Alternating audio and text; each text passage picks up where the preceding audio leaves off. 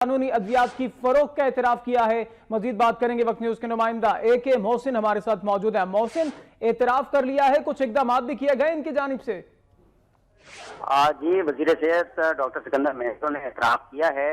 نصرت سحر عباسی جو کہ function league کی رکن ہے، انہوں نے یہ بات کی تھی، اعتراض کیا تھا کہ محکمہ صحت کہاں ہے جہاں پر سندھ میں ادویات غیر قانونی طور پر فروخت ہو رہی ہیں، جعلی ادویات فروخت ہو رہی ہیں، انسانی زندگیوں سے کھیلا جا رہا ہے۔ تو جس پہ انہوں نے اعتراف کیا ہے کہ واقعی سندھ میں ایسی ادویات فروخت ہو رہی ہیں، اور انہوں نے کہا ہے کہ سرکاری ادویات بیچنے والے متعدد اسٹوروں کو بھی بند کروایا گیا ہے، جبکہ جعلی اور غیر قانونی ادویات فروخت کرنے والوں کے خلاف ڈرگ کنٹرول اتھارٹی موجود ہے، وہ کام کر رہی ہے۔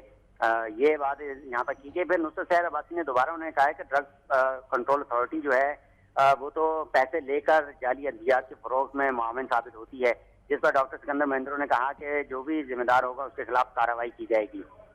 جی صحیح، شکریہ AK محسن، اپڈیٹ کر رہے تھے آپ کراچی سے۔ سندھ کے وزیر صحت ڈاکٹر سکندر مہتو نے اعتراف کیا ہے کہ سندھ میں جعلی ادویات موجود ہیں اور جعلی ادویات کی فروخت کا سلسلہ بھی جاری ہے۔